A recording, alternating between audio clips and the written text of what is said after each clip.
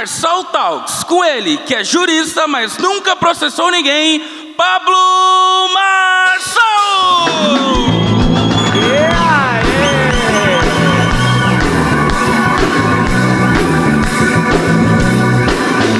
Mais um dia!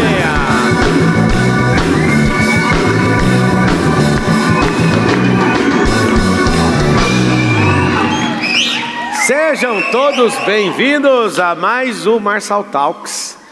Tomem seus lugares. Hoje é um convidado especial, professor de Direito. Vocês perceberam que toda vez que ele vai me apresentar, o Gleitson, ele fica falando uma gracinha. E eu fico esperando para ver qual que é. Cuidado, hein? Cuidado. Ricardo, professor Ricardo Baronovski. Se levante, professor. Salva de palmas para ele.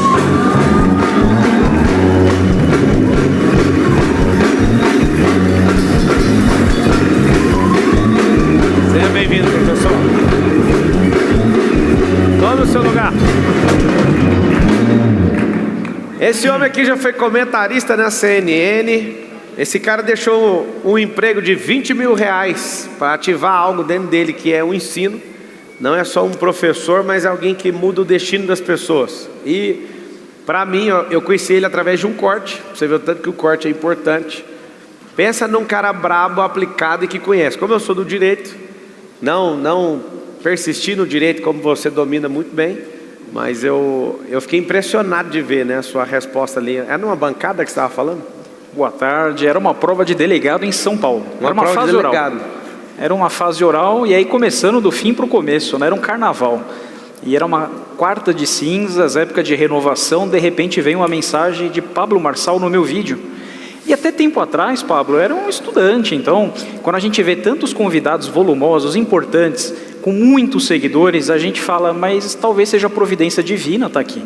E aí aquela mensagem do Pablo me abre muitas portas, né? E aí, claro que ele mexe com o algoritmo do Instagram. E dali em diante começo a receber muitos recados.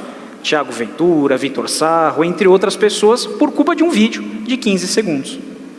Não, eu vi esse cara falando. Vou falar esse cara como aquele que nunca tinha visto uma pessoa. E eu assim, eu era um cara dedicado no direito. Eu queria ser o melhor advogado do Brasil. Eu já pus na minha cabeça em ser delegado federal, para quem não sabe. Poucas vezes eu pensei em ser juiz ou promotor de justiça. Eu queria mesmo ser delegado. Você foi delegado também? Eu não assumi. Não assumiu? Não, fui nomeado em março de 2020, mas tomei uma opção de vida de ser professor, né? Claro, essa hora vai ter gente dando risada, né? Ser professor. Dá risada até entender o que você está fazendo e o tanto de gente que você está ajudando. Mas aí, quando eu vi o vídeo dele, eu sou bem interessado em assunto jurídico. Quando eu vejo alguma movimentação jurídica no Brasil e no mundo, eu sempre quero estar antenado. Aí aquele vídeo caiu assim, ó. Eu falei, mano, eu nunca vi um cara máquina desse tanto. Esse cara vai explodir. O jeito que você respondeu naquela fase oral, eu falei, cara, esse cara é uma máquina, eu quero conhecer ele. Vê isso na minha cabeça. Vocês viram, tem que é importante um corte, tá? Talvez os nossos caminhos, Ricardo, jamais se cruzariam. Um corte. Você falou aí, né, que você teve um benefício só pelo meu comentário. Eu fiquei encantado de ver você, uma máquina, respondendo. Eu falei, esse cérebro aí não é normal. Mas me fala uma coisa, por que você decidiu? Você ia ser empossado, né? Isso, eu passei para delegado em São Paulo, eu ia tomar posse em março de 2020 e passei a minha vida inteira, foram 10 anos estudando, trancado num quarto. Então, quando a gente fala de estudo, não é só o estudo para concurso, é o estudo de quem quer empreender, o estudo para a vida mesmo. A gente renuncia os melhores anos da nossa vida. Você está com quantos anos? Eu vou fazer 34 anos. 34? E aqui é a primeira renúncia, eu caso sábado. Esse sábado, então imagina uma semana bem tranquila de casamento, eu não sou noiva, é a sorte, e parei tudo porque falei, essa semana é a mais importante. Recebi esse convite do Pablo essa semana, falei, não tenho nenhuma prioridade senão essa, de estar aqui. Então todas essas renúncias de 10 anos, trancado num quarto, e o estudar é um ato sem testemunha.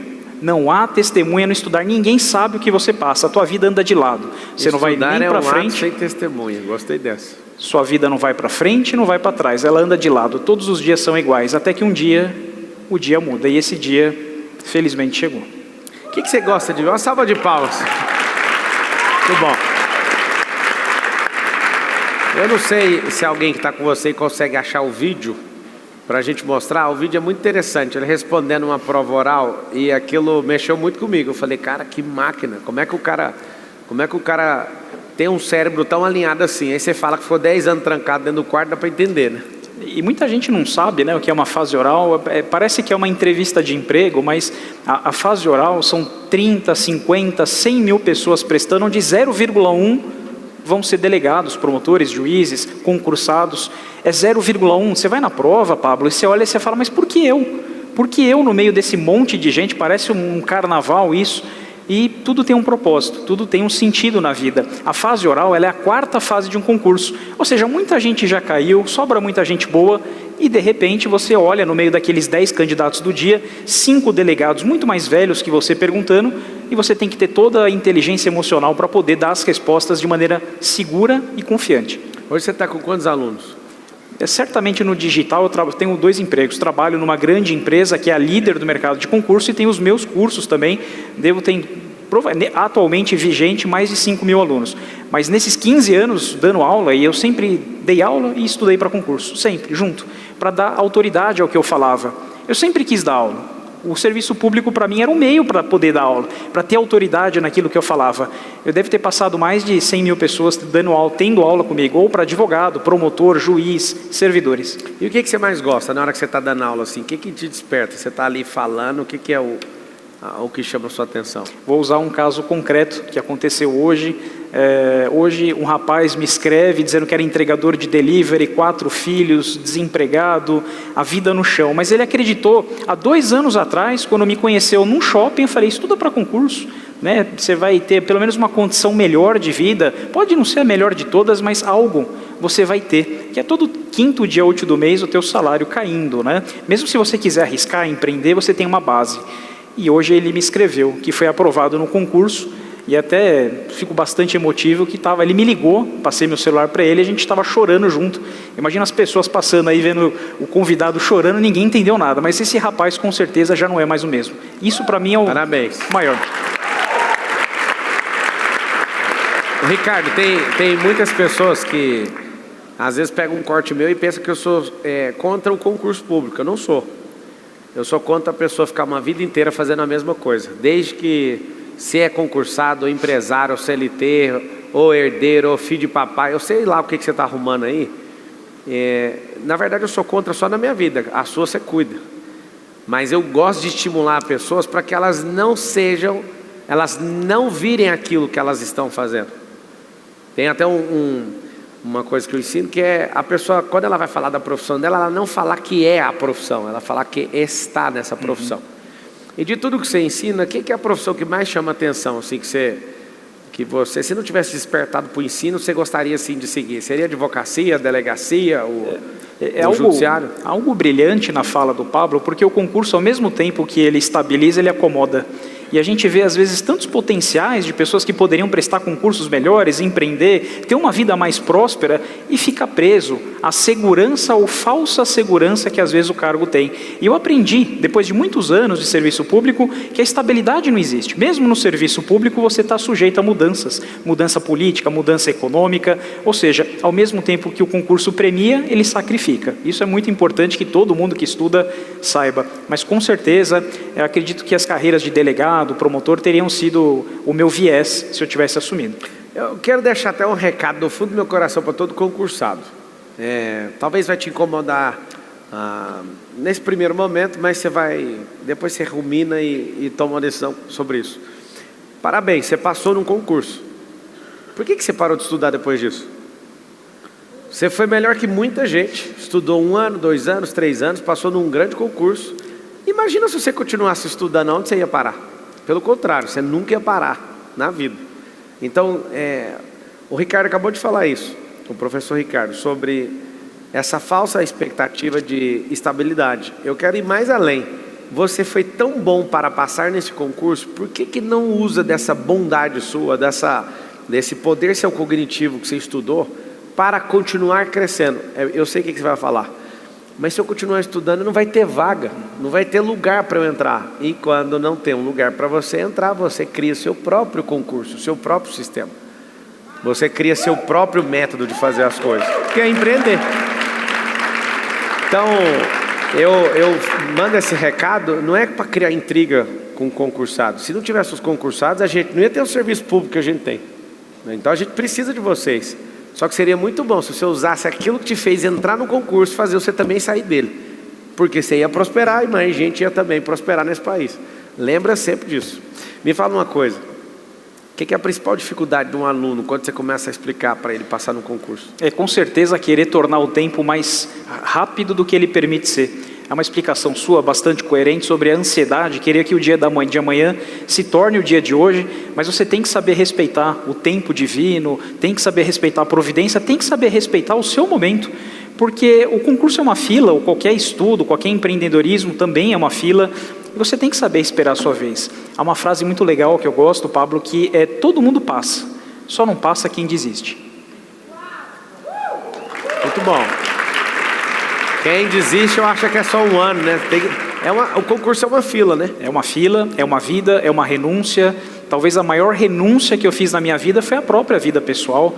Eu tenho 34 anos, tenho o amor da minha vida na plateia, isso é o fato mais importante, na semana do meu casamento, e demorei para casar, demorei para ter filho. Talvez aí é o preço que eu paguei. Muitos aí que estão assistindo, estudando, desanimados, ansiosos, estão pagando esse preço. Mas saiba que o prêmio é proporcional ao sacrifício que você está fazendo. Ele há de vir, isso eu tenho certeza.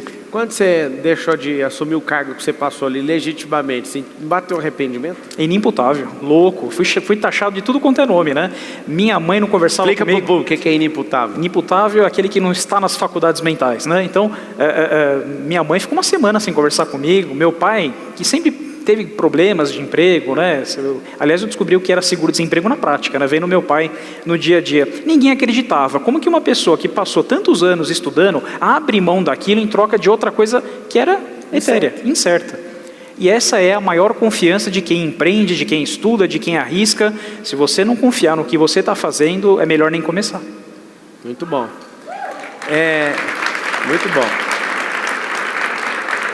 Eu acho que quando a pessoa está preparada para esse confronto com a família, ela já cresceu. Exato. Filho único. Imagina, Pablo, filho único. Então, filho único. Atenção exclusiva, né? Ficou guardado 10 anos dentro do quarto, estudando. Ele dá alegria. Imagina seu pai chegando num lugar falando: meu filho passou para delegado. E aí, como é que faz para desfalar esse negócio? A parte ruim não é você sonhar, a parte ruim é você realizar o sonho. Como o pai dele vai desfalar para os amigos? Tipo, o cara super inteligente é burro, porque ele não quer assumir.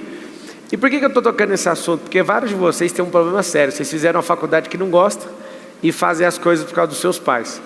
E ainda confunde e mistura tudo achando que isso aí é honrar pai e mãe ainda. Pelo contrário, você vai ser infeliz e vai desonrar seu pai e sua mãe, não vai prosperar e vai dar trabalho para todo mundo. Então assim, esse deve ter sido, Ricardo, um grande dia na sua vida. Mas eu fiz uma troca, né? Inclusive, nesse mesmo dia que o vídeo viralizou, ele teve quase 13 milhões de visualizações. Eu dou até o crédito que teve um trabalho, muito, assim, foi ao acaso, né, Pablo? Acho que coisas que a gente quer produzir não traz retorno e coisas incertas surgem do nada. Foi no @tretasjurídicas, o rapaz é advogado, também postou, pediu autorização, eu achei que dali não sairia nada e o vídeo acabou tendo uma repercussão muito alta. Mas mais ainda, meu pai naquele dia, meu pai é peão de fábrica, meu pai teve muita dificuldade, até com 60 e poucos anos, aposentado, mas trabalha, porque precisa, não é hobby. Então, as pessoas na empresa falavam: o senhor é o pai do Ricardo? O vídeo que viralizou, que o Pablo comentou, então talvez ali as coisas fizeram sentido para ele. Só para você ter uma noção, o presidente do nosso grupo, ele é do mundo jurídico também, advogado, e o pai dele viu ele saindo, né, para para fazer a vida em São Paulo, e nunca mais o nosso presidente deu notícia para o pai dele do progresso. Aconteceu isso comigo também. Eu não fiquei mandando notícia para meu pai. E meu pai é um cara desconectado da internet. O que vocês acham que aconteceu depois de 5 anos? Meu pai veio em São Paulo. Eu fui mostrar os meus imóveis de São Paulo para ele. Ele ficou o dia inteiro olhando imóvel. Ele não aguentava mais. E eu não mostrei nem a metade. Falei: ó, esse prédio aí nem vou mostrar para você. Esse aqui também não, só isso aí e tal. Ele ficou assim: mas o que aconteceu? Eu falei, é porque o senhor não está na internet e eu conto tudo lá. Todo seguidor meu sabe disso aí. O senhor é de outra vibe, o senhor é aposentado, né, no funcionalismo público, isso aqui é outra realidade. Eu lembro uma vez que eu faturei o meu primeiro R$1 milhão por mês e estava repetindo isso todo mês. Meu pai, que é do funcionalismo público, ficou assim. Chegou na minha irmã, isso tem uns 7 anos. 7 não, 6 anos. E aí, meu pai chegou na minha irmã e falou assim, Ricardo, Pablo arrumou um jeito agora, ele fica mentindo que fatura 1 milhão. Como que pode um cara igual ele faturar 1 milhão? Faturar 1 milhão em quê? Aí minha irmã me contou, e eu falei, então na hora que você vê mesmo, você vai cair para trás, porque eu não vou rebater o que você está falando, não vou me defender, e um dia você vai passar mal no que você vai ver. E esqueci disso. Um dia meu pai veio aqui, eu peguei uma guia de imposto, só de uma empresa, de R$5 milhões de imposto. Aí mostrei a guia de imposto para ele, eu falei, não, se eu não acreditava no negócio de 1 milhão, vou te mostrar só o imposto, o tanto que eu faturo eu não vou te contar. Isso aqui é na época que aconteceu isso, eu acho que eu tinha umas 26 empresas, eu falei, isso aqui é a guia de imposto de uma das empresas.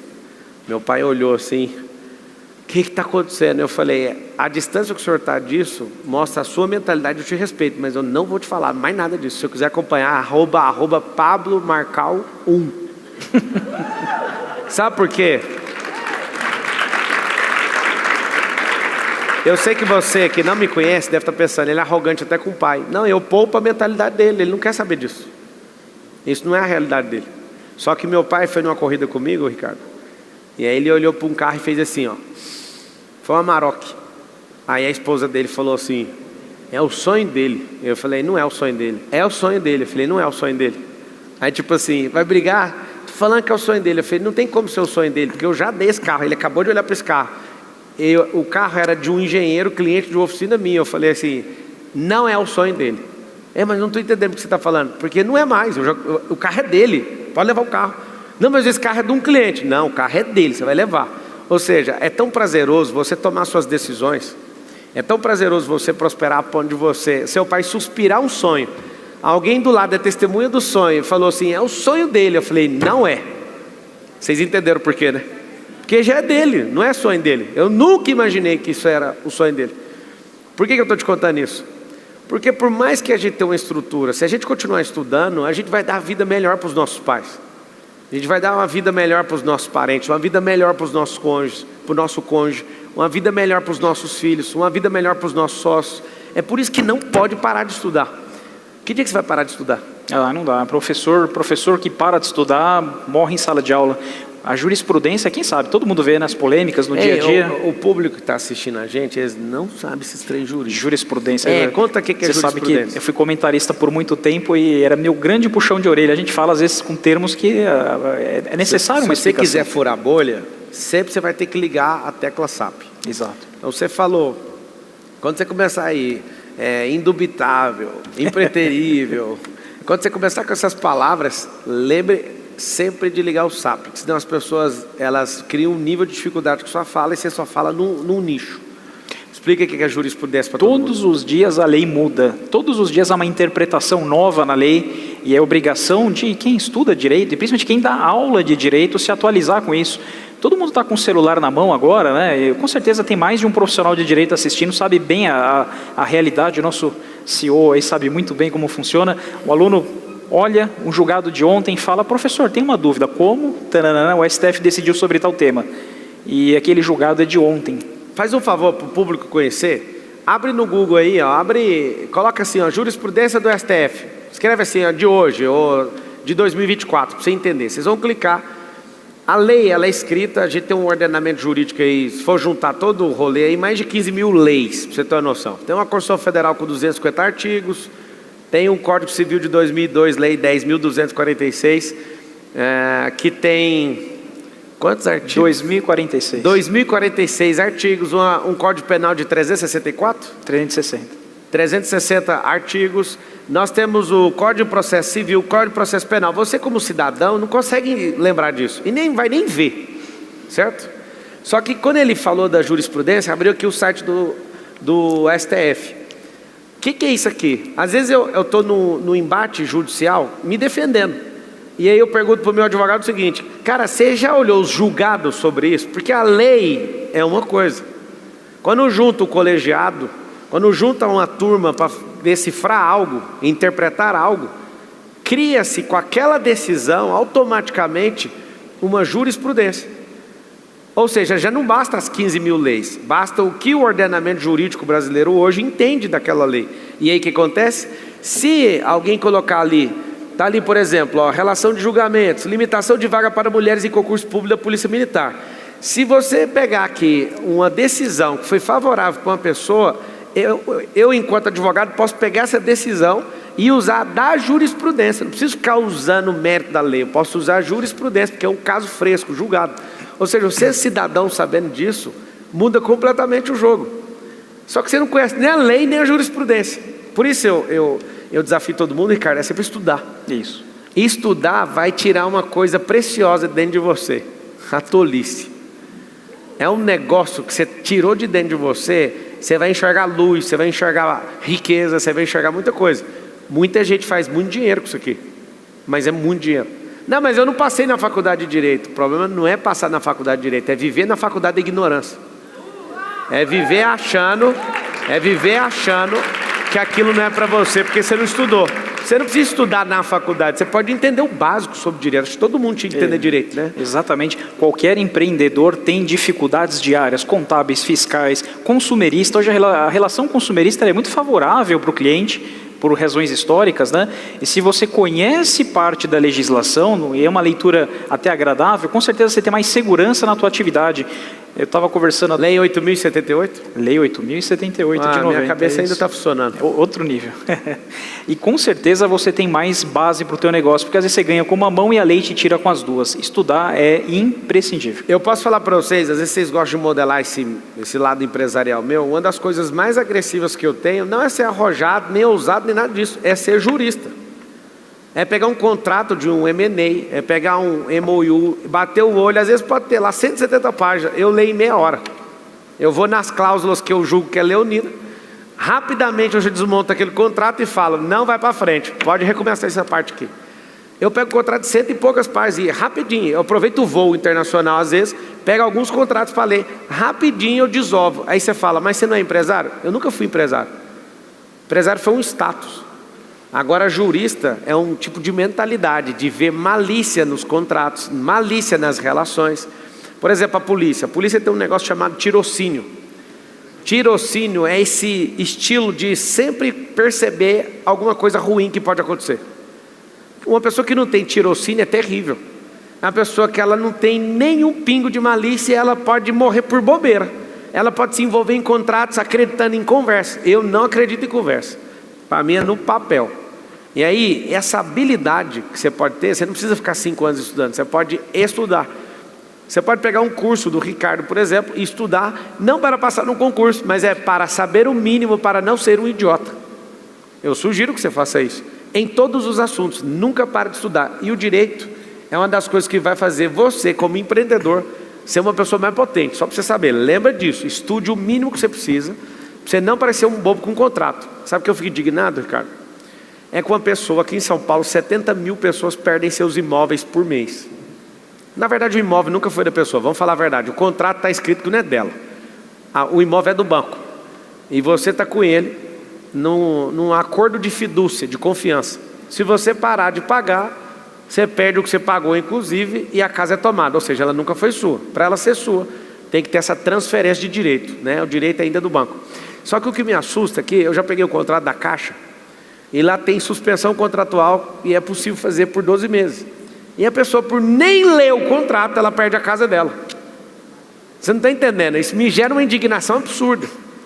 Se o contrato está lá e a pessoa pode chegar a achar a cláusula e mandar executar a cláusula e falar, jogue essas 12 prestações para o final do contrato e dormir em paz e gerar receita para não frear esse contrato, ela prefere andar na ignorância ou achar que leitura de contrato é para advogado, e não é. Vocês entendem a indignação ou não? Só de ler um contrato, pedir uma suspensão e execução de uma cláusula. Só que a pessoa, não é que ela prefere, é aquela tal da faculdade da ignorância.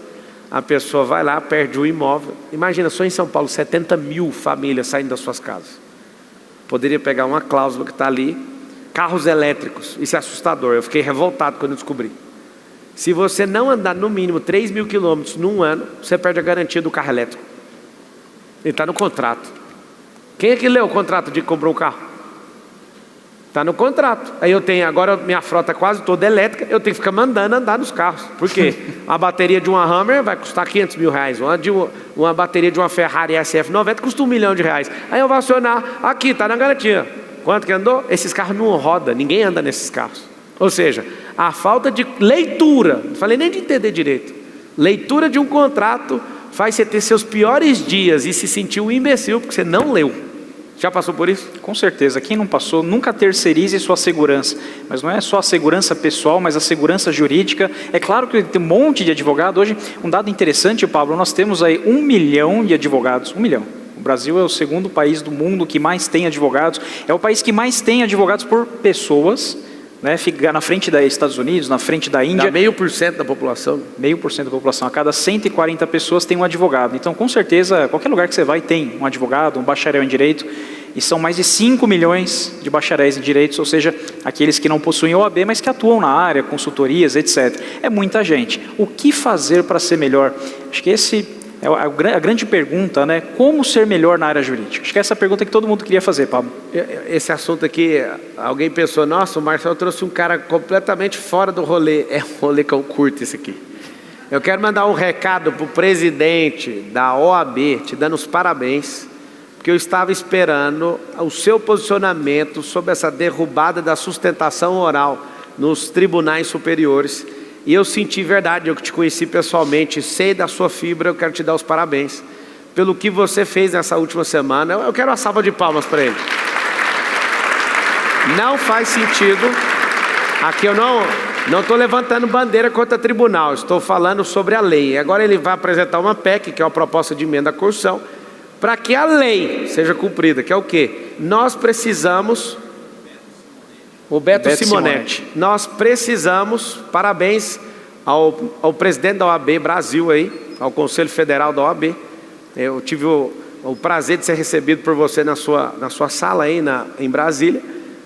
Aquilo eu arrepiei, porque eu vi que é um posicionamento que vocês que são os causídicos que nos defendem, precisa de ter o poder legítimo de defesa e sustentação oral no Tribunal Superior. Então, eu fiquei muito emocionado, quero te dar esse parabéns. Não estou arrumando confusão com ninguém. Eu sou do direito e eu acredito que um direito sem defesa já não é direito mais. Então, eu fiquei realmente emocionado. Mais uma vez, uma salva de palmas para o presidente do OAB Brasil. Parabéns. O vídeo do Ricardo está aqui e é engraçado. E eu sugiro que todo mundo invista em corte, porque eu conheci o Ricardo por isso. Olha o que os caras... Eles sempre enchem meu saco desse Instagram também. Às vezes eles falam assim, quando o juiz não está com paciência, aí tipo, aquele vídeo de eu cortando todo mundo. Eu quero te contar a minha história. Não, vai direto com como. Tem aí também. Se você tiver com preguiça de estudar, lembre que seu concorrente no concurso pode ser o Ricardo. Às vezes você não conhecendo o direito, você não viu que o cara foi um herói ali, maluco. Ali é o lugar onde todo estudante de direito não quer sentar. Ele é um lugar onde eles vão te ferrar. E aí ele pegou até uma pessoa um pouquinho bananada ali, no que estava querendo ferrar de qualquer jeito. Ele simplesmente contou o beabá. E aí eu me conectei com ele por causa desse vídeo, para você ver o que é o poder da internet. Eu fui no Maurício Meirelles por causa de um corte. Eu vi ele brigando com um tal de Samuel. Eu nem sabia que era Samuel. E eu fui entender o podcast. Eu fui parar lá por causa de um corte. Quantas pessoas têm me visto hoje no Brasil e no mundo por causa de um corte? Essa é a geração do microconteúdo. Você já tem aplicado isso aí, microconteúdo nos seus... Hoje, dando aula, é cada vez mais difícil segurar a atenção. A gente fica 5 minutos e dispersa depois, né? Seja porque criou antipatia, seja porque o assunto não é interessante, seja porque a gente está acostumado com a geração podcast. Essa tela azul, ela faz com que a gente queira o conteúdo muito rápido, aquele scroll que você vai para cima e não sabe onde você quer chegar. Essa é a verdade. Então, para professor hoje, para quem está aqui tentando apresentar algo, tem que ser muito carismático. Senão você não prende a atenção e, principalmente, você desperde o aluno. O que você ensinou para uma pessoa assim, que na hora que ela aprendeu, ela deu uma explodida na cabeça dela? Eu consigo ver pela retina, às vezes, um aluno... Tem gente que na hora que está destravando, a pessoa faz assim... Eu chamo isso de eureka, eu pus meu próprio nome, que é putz. O que você sente, o que você percebeu na hora que você ensinou um aluno e você viu o cara sendo transformado com o ensino? Porque uma coisa é ser educado com o ensino, instruído com o ensino, escolarizado com o ensino, a outra coisa é ser transformado pelo ensino. Quando você vê uma pessoa tomando uma decisão, igual você falou para o cara no shopping, o cara era entregador, você fala algo ali e aquilo transforma a pessoa, o que é a sua maior experiência como professor? O que você sentiu na hora que você passou isso para alguém, você viu que aquilo gerou transformação e não foi só instrução? Eu ensino a matéria mais polêmica do direito, né? Essas decisões que a gente vê do STF, polêmica, só chega no STF o que é polêmico. Então, para desmistificar por que ele fez isso ou fez o outro, por que mudou de entendimento, é necessário muita didática para mostrar qual é o entendimento. E um grande ponto, por exemplo, liberdade de expressão. Mas isso é censura, não é censura, liberdade de expressão? Existem regras objetivas, né? É claro que é difícil, é uma zona cinzenta, o que é fake news, o que não é, o que pode, o que não pode. Mas quando a gente argumenta sobre isso, as pessoas se sentem mais confiantes até para falar, né? Deixa eu te perguntar sobre fake news. Você acredita que tem que ter uma lei para determinar esse Ministério da Verdade entre o que é verdade ou não? Por exemplo, tem agências na internet que determinam se uma coisa é verdade ou mentira. Eu fico chocado com isso, né? Eu vejo que isso é uma instrumentalização de guardar. Eu queria saber a sua visão. Você é um cara... Vocês não ouviram, talvez, no vídeo dele, ele estava explicando sobre doutrina. Além da jurisprudência, nós usamos doutrinas, ou seja, doutrinadores do direito. Por exemplo, hoje um ministro do STF, que é o Alexandre de Moraes, quando eu estudava direito, eu estudei direito constitucional na doutrina e nos comentários do próprio Alexandre de Moraes. Nunca imaginei que ele seria ministro do STF, jamais. Ele é um cara que já escrevia, ele é um doutrinador do direito, antes de virar ministro. Aí eu te pergunto, esse poder que o direito tem, da pessoa olhar para o direito e falar, eu posso pensar o que eu quiser sobre o direito. Você acha que a gente pode criar uma lei, falando como cidadão, criar essa lei para determinar o que é verdade e o que é mentira? Você acha que isso é saudável para um povo? E a gente mesmo no dia a dia a gente se pega, será que eu posso falar isso? Será que eu não posso? Se tiver alguém gravando, e se isso aqui divulgar depois, já existe a lei é o Código Penal, você pode falar tudo, a nossa Constituição incentiva, porque se a informação é boa, é ruim, quem diz que ela é boa, é ruim é quem recebe, porque aqueles que trazem boa informação vão ser aplaudidos, aqueles que não vão cair no ostracismo. É quem ouve informação que premia ou sacrifica aquele que fala. E quais são os limites, Pablo? Crimes contra a honra. Eu tenho direito a falar tudo. Artigo 138, 139 e 140. Exatamente isso, memória fotográfica. Aí, esse limite você não pode injuriar ninguém. Eu acho que eu me vi em você ali, sabia? Eu não sei se eu teria uma resposta brilhante daquela, eu nunca cheguei perto daquilo ali. Mas eu fui apaixonado do direito, apaixonado. E quando eu comentei o seu vídeo, eu falei, se eu tivesse seguido nessa bagaça, eu ia ser esse cara aí. Eu acho que esse foi o que nos conectou, porque eu vi que você era o cara que falou com propriedade, aquilo mexeu comigo, foi por isso que eu comentei. A gente tem que colocar amor naquilo que a gente faz, né? Então, pouca gente sabe, eu conto um pouco isso durante as aulas, eu venho de uma origem muito humilde, né? Aqui em São Paulo, eu nasci na Vila Prudente, né? Então era no meio de 3 grandes favelas, e uma delas é que eu nasci. Então eu vim do nada, às vezes a gente olha o cara de terno lá com essa cara antipática, mas eu vim do absolutamente nada, pai desempregado, mãe com doença incapacitante, filho único, né, tendo que vender o almoço para pagar a janta. Eu conto um pouco essa história, até para evitar vitimismo, mas eu me peguei até os 15 anos, quando as 3 grandes favelas do Heliópolis, da Vila Prudente e do Morro do Pel, que é onde eu nasci, se caindo em guerra entre si. E eu falei, eu só tenho 2 caminhos, ou eu caio no mundo do crime, ou eu caio no combate ao crime. E foi para onde eu escolhi, combate ao crime. Então, desde 15, 18 anos, que eu coloquei na cabeça que eu seria delegado. Mas aí a vida leva a gente para outros caminhos, né? Muito bom. É o seguinte, atrás de você tem uma caixa e eu quero que você pegue aí uma... Eu sei que você é bom para argumentar, já pode pegar. Só que na hora que você for ler, eu quero que você fale na bucha, porque você é jurista e jurista gosta de ficar dando... Volta, vai direto no ponto. Tem um palavrão aqui, pode falar? Não vou ser cancelado? A grande merda. A grande merda. Merda é palavrão, ô doutor? Não, mas o algoritmo não vai gostar, então pode derrubar a gente sem a gente perceber, viu? Ó, você é do mundo jurídico, às vezes você quer mandar alguém tomar naquele lugar, você fala assim, ó, vá para o seu orifício rugoso lombar. É jurídico o termo, né? Não é deselegante. É deselegante, estou brincando. A grande vicissitude. Aí, ó. Vamos lá. Com certeza, Pablo, foi não ter começado antes coisas que eu poderia ter feito já. Casado antes, ter filho antes. Você casou com quantos anos? Não, vou casar sábado agora. Sábado. Olha lá, a cara de ansiosa. É uma semana...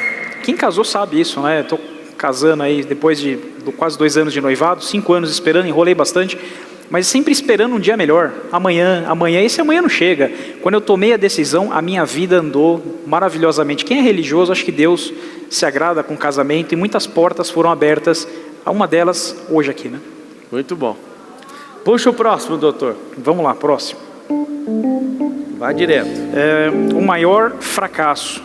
Com certeza o maior fracasso foi uma prova que eu achei que eu ia ser juiz aqui em São Paulo e faltou 0,05, né? E para quem não entende a dor disso, era um concurso que durou 3 anos.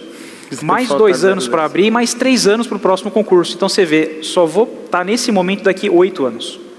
3, 2, 3. Então ali foi o maior fracasso da minha vida. Fiquei por 0,05, mas depois passei em outro estado. Então não é você que escolhe, mas sim as coisas que você busca escolhem você. Muito bom. Pode puxar mais um. A maior conquista. Eu estou apaixonado hoje, né? Então, a maior conquista está de azul na plateia, é a dona da pensão. Mas...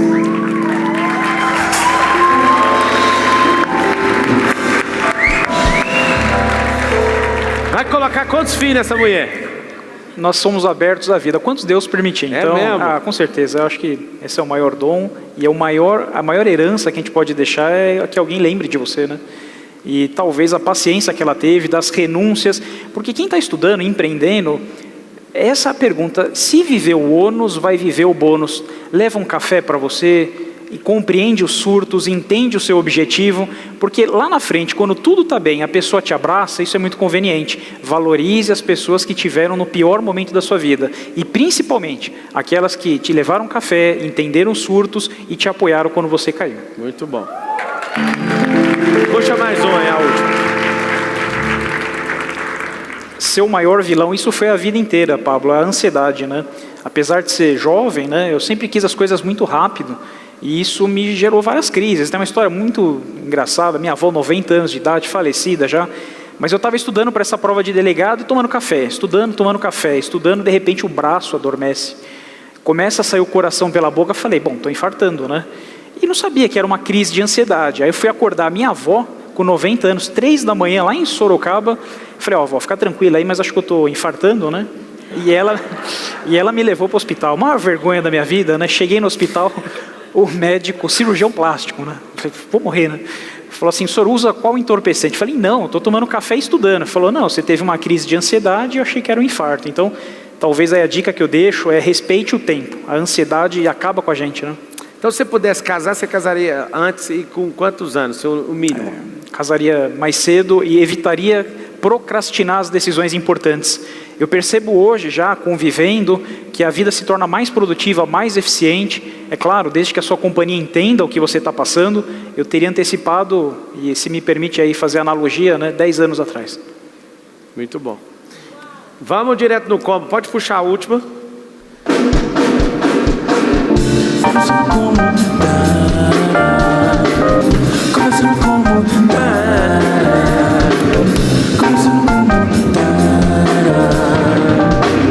Direto no como, depois dessa resposta, já prepara os microfones aí para os cidadãos desse país abrir pergunta para o Ricardo.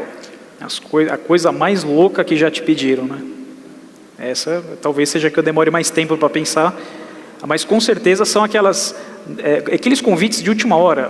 No ano retrasado, Pablo, eu fui convidado para ser comentarista de uma grande empresa de televisão.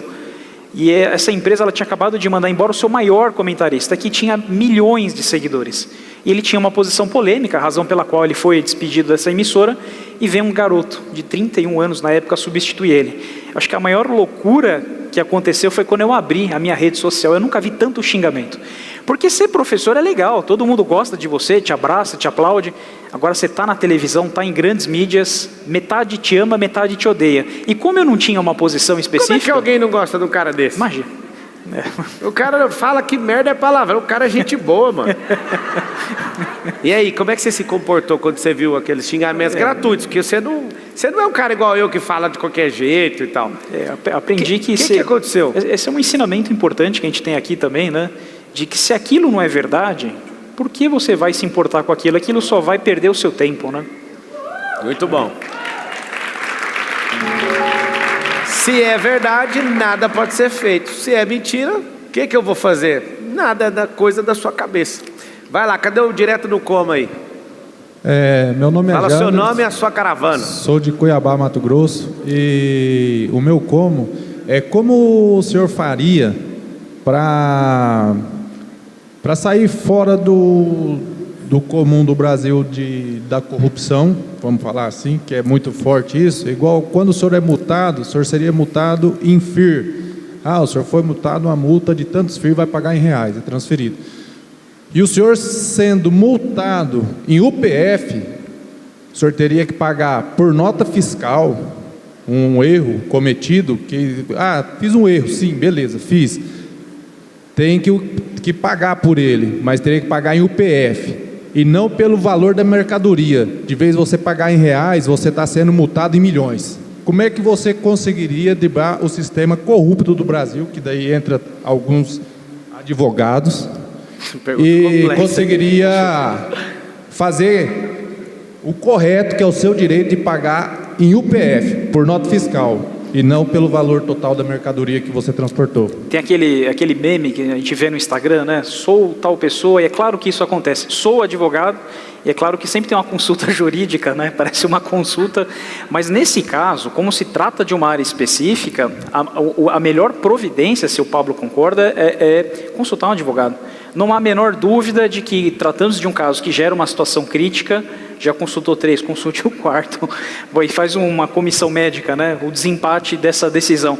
Como se trata, me parece, de uma questão que te aflige, não economize nisso. Contrate o melhor, aquele que te dá segurança na consulta. Não é aquele que vai ficar te enrolando, mas que te dá uma sugestão. Acho que com tanto advogado, né, Pablo, a gente tem essa crise mesmo, não dessa dúvida específica sua, mas de coisas importantes da nossa vida. Será que ele está fazendo o melhor? E estude a sua causa, não delegue ela também só ao advogado. Pra você ter uma noção, consultar vários advogados vai ser um negócio assim, que pode salvar a sua empresa, ou pode fazer você crescer com alguns benefícios que você tem.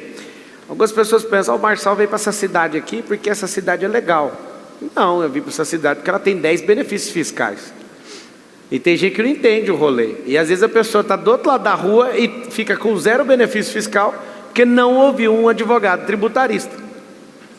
Ou seja, você precisa consultar pessoas que já estão na frente disso, que estão liderando isso. Todas as vezes, eu vou entrar num negócio novo, tem negócio que é inviável por questões tributárias. Não dá para entrar. Por exemplo, se vocês me verem lograr êxito num negócio que é construção de carro, né, que é fábrica de carro, eu só aceito mexer com isso se eu não vender os carros. Porque a carga tributária é 40% sobre a industrialização. 40%. Só que se eu alugar, é 0%. Então você imagina, um desenho que está sendo criado, construir carro e só alugar, não vender carro para as pessoas. É um dos melhores negócios que tem. Eu estou adiantando, Marcelo, mas você vai contar, as pessoas vão copiar, por favor, copiem. Eu não aguento mais ver carro japonês, carro americano, carro italiano, carro alemão. Por que não tem carro brasileiro? Porque nosso povo não é um povo de gastar ou investir em consultas jurídicas, entender modelos de negócio. Modelo de negócio quebra um negócio. Então, quando você fala sobre uma forma nova de pagar, eu tenho certeza que um tributarista, 1, 2, 3, vão te dar respostas diferentes, você vai ter que tomar decisão. Eu vi várias empresas, doutor,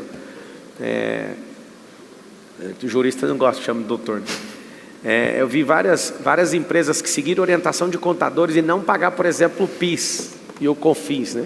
Que são impostos federais. O que aconteceu? O STF foi lá, tocou o terror e agora mandou cobrar tudo que ficou sem pagar. Quem não pagou, conseguiu colocar esse dinheiro no caixa, correu o risco, a pessoa quis fazer.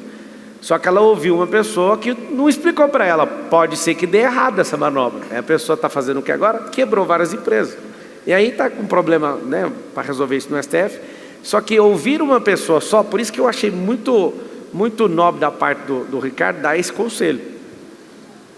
Ouça muitas pessoas para te ajudar nisso.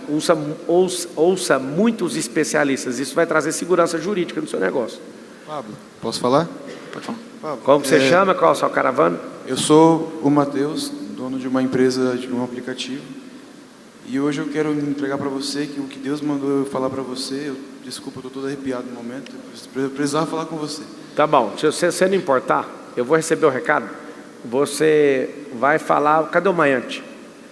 Olha lá o Maiante, pode ir lá, passa o microfone para o próximo, como você, chama desvio de função isso aí, já que é para entregar o recado, não é uma pergunta, então... você pode mandar, ele é meu analista, pode mandar o recado que Deus mandou aí através dele que eu vou receber. Prontinho. Aí nós vamos para a última pergunta. Olá, doutor Ricardo, meu nome é Irene, eu sou do Litoral... Não é desvio de função, desculpa, é desvio de finalidade. Irene, Litoral Sul de São Paulo. Temos uma empresa lá, a gente está inaugurando a nova sede e vai ter um auditório grande. Minha pergunta é, como eu evito uma ação de assédio caso eu use esse auditório para falar a palavra de Deus? As leis trabalhistas, elas são sempre bastante severas em relação ao empregador. Nesse caso, toda a parte de consultiva, ela evita processos adiante. Às vezes aquele passo para trás que você está dando de gastar com um advogado, gastar com uma consultoria, é 2 passos para frente que você dá lá na frente. Hoje, ter uma demanda trabalhista pode fechar uma empresa. Então, já vi também vários vídeos aqui do Paulo, me permita fazer a referência, né, de blindagens que você pode fazer, de melhorar a sua estrutura jurídica. Hoje, e é uma frase famosa, Vitor Corleone, um advogado com uma pasta na mão mata mais do que 100 homens armados. É importante que você estude a causa, tenha conhecimento para poder debater também com aquele que você consulta. E principalmente que não economize nessas questões. Hoje a demanda trabalhista e consumerista, elas podem levar à falência. Mais de 90% dos processos trabalhistas do mundo são do Brasil. Te ajudando aí de uma forma complementar, se tiver algumas classes de sindicato dentro do seu negócio, você pode fazer acordo com os sindicatos e pôr todo mundo para ter anuência com isso. Você pode também deixar isso claro na contratação, que você faz reunião e, em hipótese nenhuma, obrigue pessoas a participarem. Que isso seja voluntário e que não tenha piadas e nem represálias para quem não participa. Por exemplo, nós temos o culto toda semana. Ninguém é obrigado.